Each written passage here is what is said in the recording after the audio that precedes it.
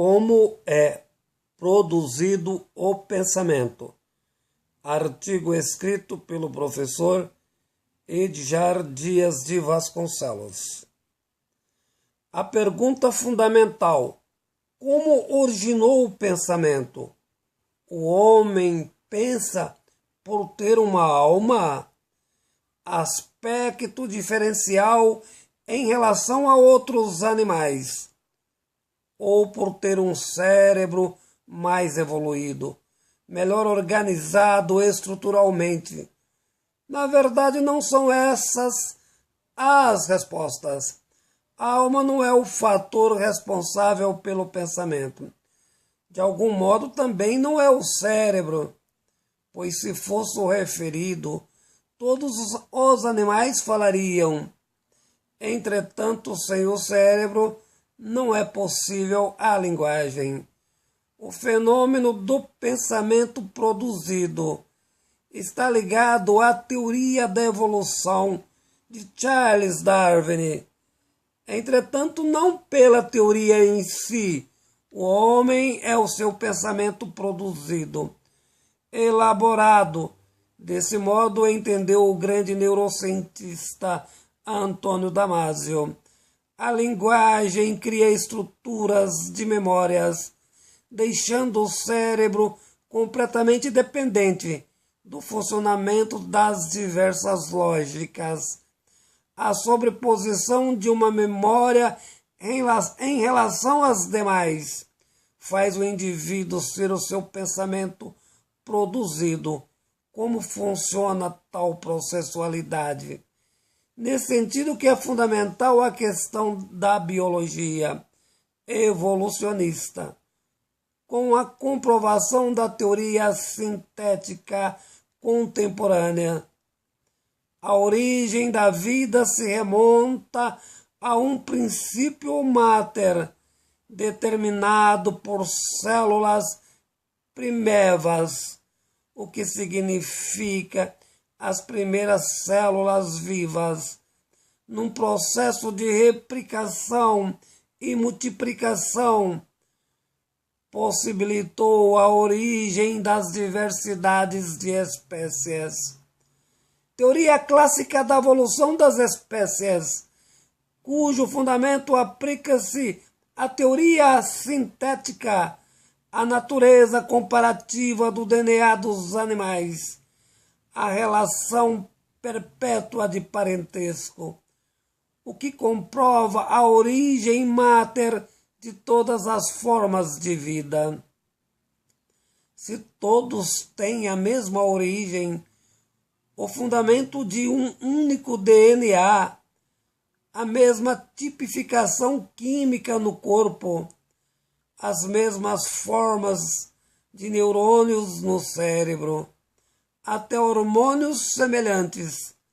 Qual o verdadeiro motivo de apenas um hominídeo desenvolver a linguagem, sendo que a mesma é responsável pela produção do pensamento? A explicação é complexa, porém de fácil entendimento. Remontam aos 24 milhões de anos atrás, quando surgiram de um elo comum os pongíndeos, família de grandes macacos, entre eles o chimpanzé. Há 8 milhões de anos, os proto-hominídeos, com características humanas, e há 7 milhões de anos, diversos tipos de símios separados, desenvolvendo características de hominídeos. Apenas uma espécie sobreviveu, o Homo erectus, o que desencadeou no Homo sapiens. Com esse fundamento que nasce a explicação primordial da produção do pensamento. Por volta de 2 milhões de anos, surgiram várias espécies de hominídeos próximas ao Homo sapiens moderno. Na evolução, para os hominídeos erectus, uma tipificação de chimpanzé, cujo DNA é exatamente igual ao do Homo sapiens. Isso historicamente na evolução. Como então surgiu o fenômeno da linguagem?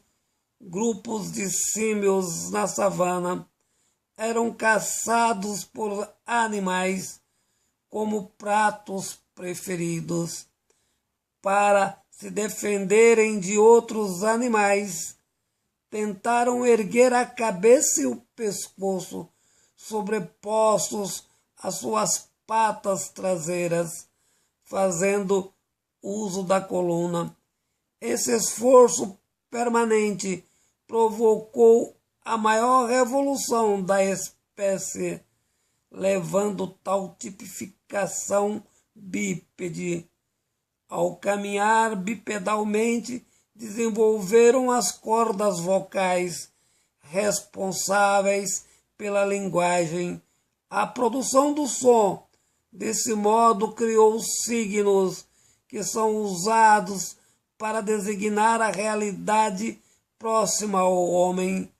Ao longo dos anos, a produção do som com a criação dos signos foram diversificando na formação dos processos de síntese para o entendimento das complexidades, formando mecanismos culturais no uso dos mesmos no entendimento entre sujeito e objeto. O pensamento no atual estágio é a produção contínua, elaboração, mecanismo mimético de sínteses, produzidas pela criação e recriação das memórias estruturais, estruturas de memórias no entendimento analítico do sujeito em relação ao objeto compreendido, no entendimento da realidade precípua de todas as coisas objetivas ou relativas da linguagem construída. Desse modo, produz-se o pensamento, o eterno código da criação e recriação e formatação das sínteses nas determinações dos sujeitos pelo mundo da linguagem. Artigo escrito pelo professor Edjar Dias de Vasconcelos.